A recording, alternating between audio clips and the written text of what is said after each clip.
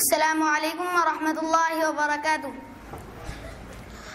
قرأت کلام پاک میں جو آیات تلاوت کی گئی تھی انہی آیات کی کچھ تفسیر بیان کرنے کی کوشش کروں گا۔ اعوذ باللہ من الشیطان الرجیم، بسم اللہ الرحمن الرحیم۔ عَمَّ يَتَسَاءَلُونَ عَنِ النَّبَإِ الْعَظِيمِ، یہ لوگ کس چیز کی نسبت پوچھتے ہیں؟ کیا اس بڑے واقعے کی نسبت؟ الَّذِي هُمْ فِيهِ مُخْتَلِفُونَ، جس کے ہونے یا نہ ہونے میں وہ اختلاف کرتے ہیں۔ كَلَّا سَيَعْلَمُونَ ثُمَّ كَلَّا سَيَعْلَمُونَ، ہرگز انہیں ایسا نہیں کرنا چاہیے تھا، عنقریب یہ لوگ جان لیں گے۔ پھر سنو، ہرگز انہیں ایسا نہیں کرنا چاہیے تھا، عنقریب یہ لوگ جان لیں گے۔ یہ سورہ نبا کی ابتدائی آیات ہے۔ سورہ نبا مکی ہے اور اس میں 40 آیات ہے۔ اس سورہ میں قیامت کا ذکر کیا گیا ہے۔ کفار مکہ کے سامنے جب حضور اکرم صلی اللہ علیہ وسلم قیامت کا ذکر فرماتے اور یہ فرماتے کہ ایک دن ایسا آنے والا ہے جس میں ہر عمل کا بدلہ دیا جائے گا، تو کفار مکہ اس بات کا مذاق اڑاتے اور کہتے کہ وہ دن آج ہی کیوں نہیں آ جاتا، اور کبھی کہتے کہ جسم اور ہڈیوں کے سڑ جانے کے بعد زندگی کیسی ہوگی وغیرہ۔ یہی وجہ ہے کہ مکی صورتوں میں سب سے زیادہ قیامت کا ذکر کیا گیا ہے، اور ان کے دلوں میں قیامت کا یقین پیدا کرنے کے لیے اللہ تعالیٰ نے ان آیتوں میں کائنات کی بڑی بڑی چیزوں کا ذکر کیا ہے۔ اللہ تعالیٰ فرما رہے ہیں، أَلَمْ نَجْعَلِ الْأَرْضَ مِهَادًا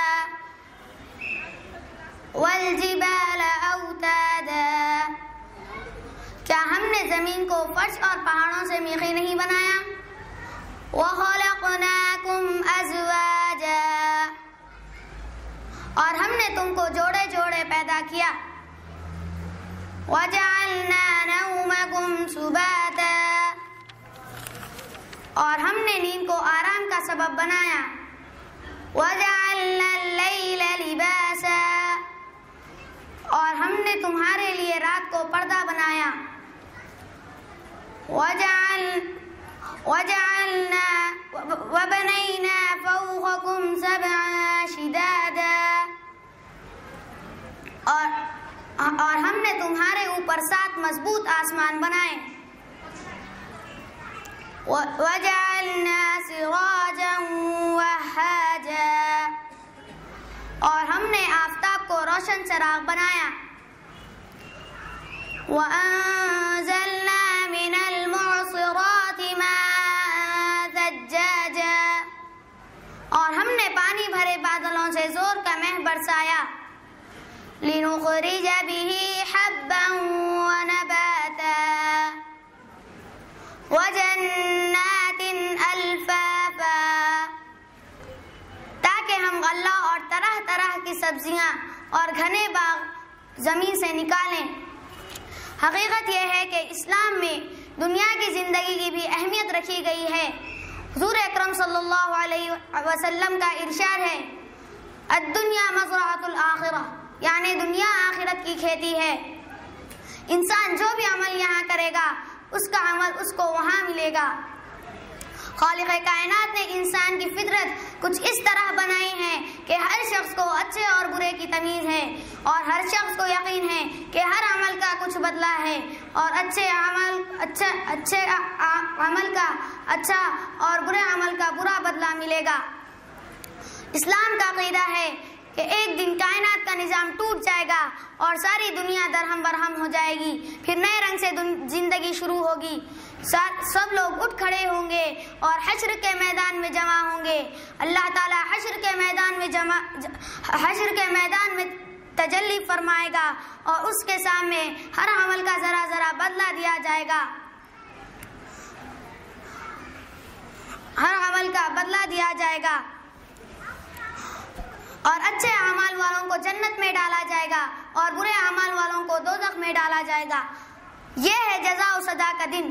اسی دن پر ایمان لانا، برائیوں سے بچنا اور احکام خداوندی پر عمل کرنا چاہیے۔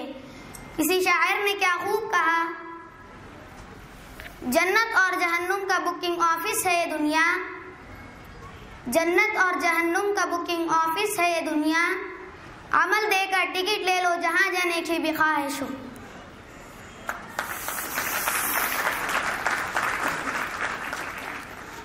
जन्नत में वही दाखिल होगा जो मुकम्मल अल्लाह के हुक्मों पर अमल करेगा और निज़ाम खुदाबंदी के मुताबिक जिंदगी गुजारेगा। निज़ाम खुदाबंदी आखिर क्या है, इसका जवाब इन्हीं आयतों में है। इरशाद बारी ताला है, वजअलना नौमकुम सुबाता वजअलना अल-लैला लिबासा वजअलना अन-नहारा माशा, और हमने तुम्हारे लिए नींद को आराम का सबब बनाया और हमने रात को पर्दा बनाया और हमने बनाया दिन को कमाई का जरिया। सुभान अल्लाह, कुर्बान जाए निज़ाम खुदाबंदी पर। जब इंसान सुबह उठकर दिन भर काम करता है तो उसके लिए आराम का ख्याल किया गया और सोने के लिए रात बनाई, सोने के लिए रात बनाई और उसके लिए नींद बनाई, क्योंकि वही हमारा खालिक है। वो खूब जानता है कि एक इंसान जिस्म को कितने काम की जरूरत और कितने आराम की जरूरत है, उसके मुताबिक उसने दिन और रात बनाई। लेकिन आज हम मुसलमान हैं कि उसकी नाफरमानी करने लगे हैं और हर काम फितरत के खिलाफ करते हैं और शिकवा शिकायत करते हैं। अगर हम रब की मर्जी और उसके हुक्मों और उसके बताए हुए तरीके के मुताबिक जिंदगी गुजारें तो हमारे कदमों में कामयाबी ही कामयाबी है। लेकिन आज हम कुरानी तालीमात को पसे पुश्त डालकर वक्त की तंगी, बीमारियों और इफलास का रोना रोते हैं। हुजूर अकरम सल्लल्लाहु अलैहि वसल्लम ने फरमाया, नौमुस सुबहति यमनउर रिज़्क़, सुबह के वक्त का सोना रिस्क को रोकता है। लफ्ज़ रिस्क में कई माने होते हैं। पहले तो हम सुबह देर से उठकर अपने आप पर रिस्क के दरवाजे बंद कर लेते हैं।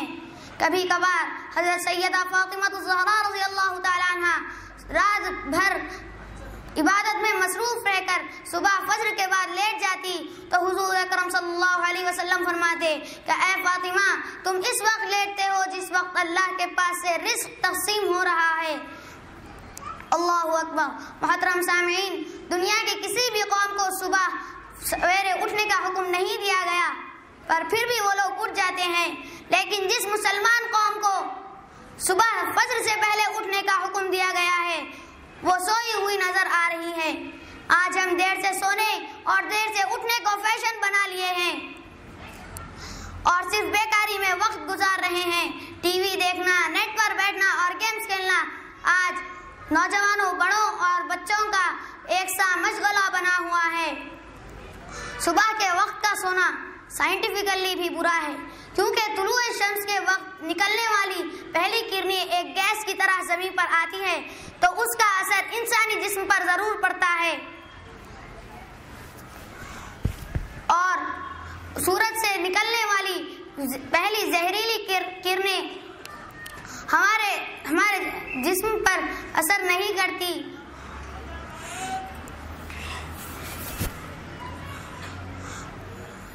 सूरज से निकलने वाली पहली जहरीली शियाएं हमारे जिस्म पर असर नहीं करती, जिसकी वजह से सुबह का सोना जिस्म को मसमूम कर देता है। हालत नींद में हमारे आज़ा में कुव्वत मुदाफ़ियत बाकी नहीं रहती। एक हदीस का मफ़हूम बताते हुए अपनी बात को ख़त्म करता हूँ। हदीस पाक में आया है कि सुबह और रात के वक्त फरिश्तों की ड्यूटी चेंज होती है। एक बाद नमाज फज्र और एक बाद नमाज असर। जब सुबह फरिश्ते ड्यूटी चेंज करके अल्लाह की दरबार में आते हैं तो अल्लाह ताला फरिश्तों से दरियाफ्त करते कि ऐ फरिश्तों, मेरे बंदे को किस हाल में छोड़ आए हो? तो फरिश्ते कहते हैं कि ऐ परवरदिगार, वो इस वक्त नमाज में था, یا دعا میں اور آپ سے فلاں چیز مانگ رہا تھا، تو اللہ تعالیٰ فرماتے کہ اے فرشتوں گواہ رہو، اس وقت جو بھی میرا بندہ جو کچھ بھی مانگ رہا ہے اسے ضرور دوں گا، اور عصر کے بعد بھی فرشتے بدلنے کا وقت ہوتا ہے۔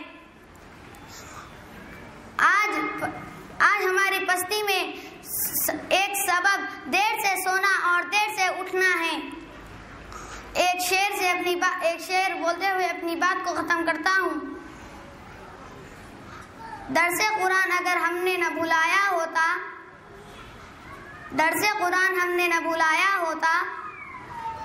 یہ زمانہ نہ زمانے نہ دکھایا ہوتا۔ اللہ تعالیٰ ہم کو سننے، کہنے اور کہنے سے زیادہ عمل کرنے کی توفیق عطا فرمائے، آمین۔ جزاک اللہ۔